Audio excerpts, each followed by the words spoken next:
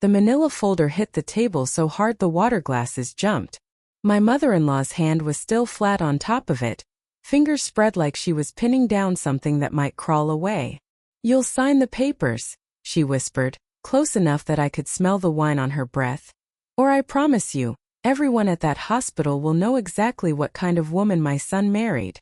I looked down at her hand, at the ring she'd never once complimented me for wearing. I didn't say anything yet. I just smiled, because she had no idea what was already sitting in my car, in a folder of my own, one she'd never seen coming. "My name is Renata Cole.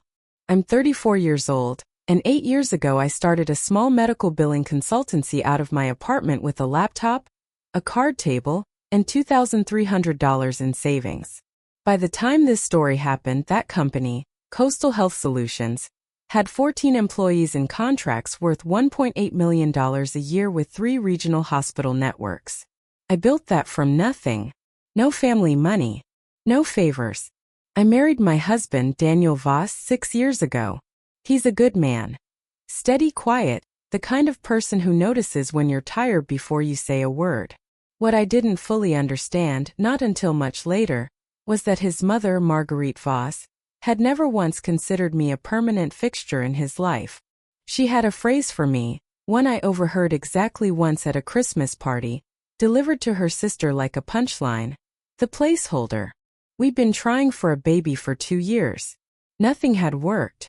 And Marguerite had decided that my body was going to be the tool she used to end my marriage, and take my husband's share of the family trust, worth $4.2 million, off any table that had my name near it. It was a Tuesday in March, 7:15 in the evening, and I was standing outside Daniel's father's study wearing my work blazer still, the one with coffee on the cuff I hadn't had time to change out of. The door was open maybe 4 inches. Just enough. Marguerite was in there with a man I didn't recognize. Mid-50s gray suit, gold watch too big for his wrist, a leather portfolio open on the desk between them like a business deal. "Dr. Holbrook can make it look routine," Marguerite was saying, swirling a glass of Sancerre like she was hosting a toast. "A referral. A specialist opinion. Nothing anyone questions." The man Holbrook apparently cleared his throat. "The diagnosis will read as unexplained infertility. Idiopathic. It's vague enough to be unfalsifiable, and specific enough to end a marriage." "Good," Marguerite said. "My son deserves children. Not excuses in a blazer." I stood in that hallway with my hand against the wall, and I did not make a sound. Not one. I have never in my life been so quiet while feeling so much noise inside my own skull. 2 weeks later, Daniel came home and told me gently that his mother had found us a wonderful specialist and booked me an appointment for the following Thursday. I said yes. I smiled. I went. That night I didn't sleep. I sat at my kitchen table with my laptop and searched Dr. Reginald Holbrook, MD. It took 11 minutes to find what I needed. A state medical board complaint from 4 years earlier, quietly settled, alleging he'd falsified a diagnosis for a wealthy client's divorce proceedings. Case dismissed on a technicality. No public record beyond a single archived forum post from a paralegal who'd worked the case. I printed it. I put it in a folder. I said nothing. I asked Marguerite casually over lunch how she'd found Dr. Holbrook. "Oh, he's very respected," she said, not looking up from her salad. "Board certified, published research on reproductive endocrinology.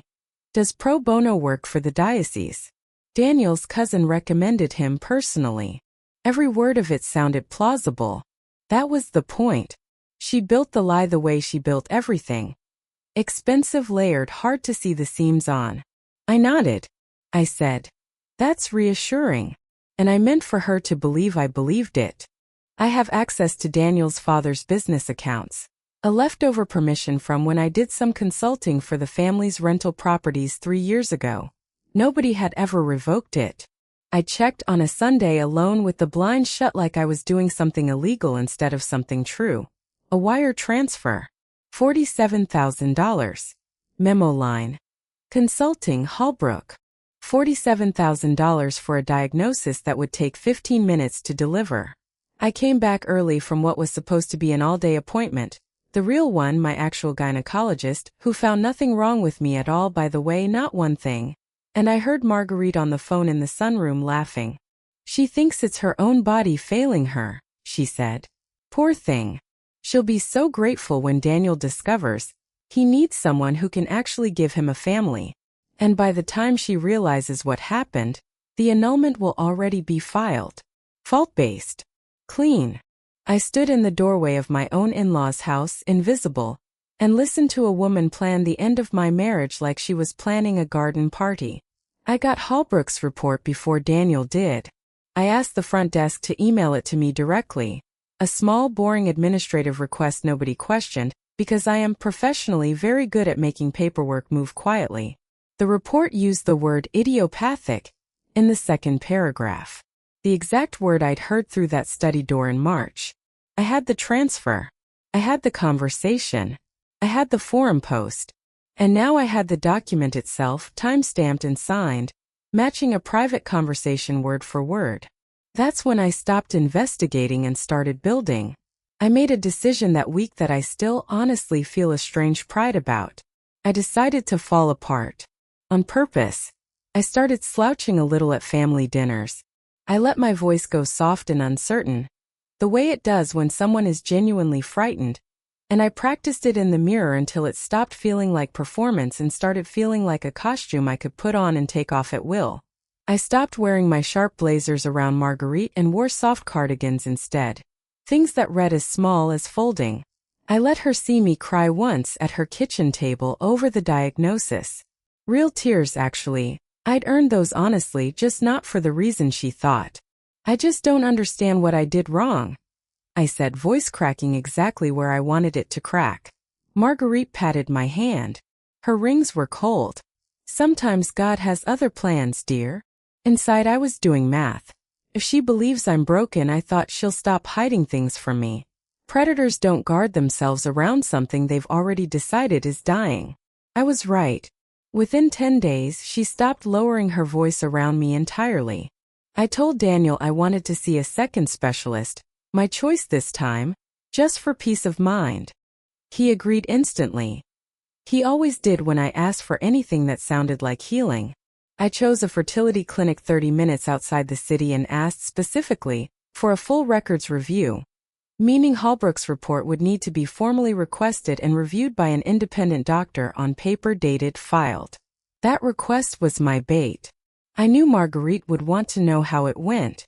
I knew she'd want to control the narrative before the second opinion could contradict the first.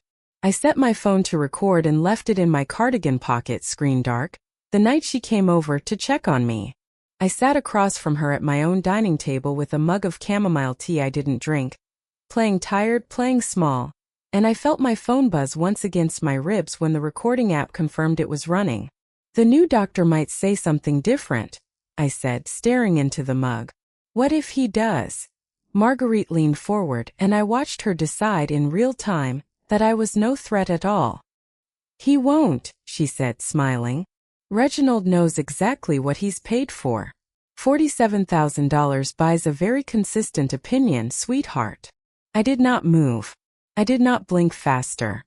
I let the silence sit there like a held breath, and under the table, my phone kept recording every single word. The family dinner was Marguerite's idea, a celebration, she called it, for Daniel's father's birthday. 40 people at the country club, white tablecloths, a string quartet warming up in the corner like this was a wedding instead of an ambush. I wore the blazer, the sharp one, the one with the coffee stain long since cleaned. Marguerite noticed immediately. I saw it land on her face like a change in weather. She stood to give a toast halfway through the salad course. To family, she said, glass raised, eyes flicking to me with something close to pity dressed up as warmth, and to Daniel, who deserves the chance to be a father, with whoever ends up being the right partner for that journey. 40 people went quiet in that specific, horrible way rooms go quiet when everyone understands they've just watched something cruel. I stood up. I did not raise my voice. Before we toast, I said, I'd like to share something too. I set my phone on the table, screen up, and pressed play. Marguerite's own voice filled the room. $47,000 buys a very consistent opinion, sweetheart. Nobody breathed. I let it play the full 9 seconds. That's Dr. Reginald Holbrook, I said, calm as a closing statement, who has a prior state medical board complaint for falsifying a diagnosis in a divorce case. He was paid by wire transfer from this family's business account to falsify mine. I placed the diagnostic report on the table next to the phone. Idiopathic infertility, I read aloud. Which is strange because my actual doctor, the one I saw independently without anyone's help, found nothing wrong with me at all. I picked up Holbrook's report in both hands. I tore it once straight down the center and set the two halves on either side of the wine glass Marguerite had raised 30 seconds earlier. That's when the maitre d' walked over, quiet and apologetic, and said there were 2 gentlemen at the front asking for Marguerite Voss by name. They were detectives.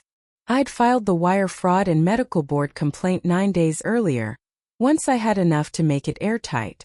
Ma'am, one of them said, we need you to come with us to answer some questions about a financial transaction connected to a licensed physician.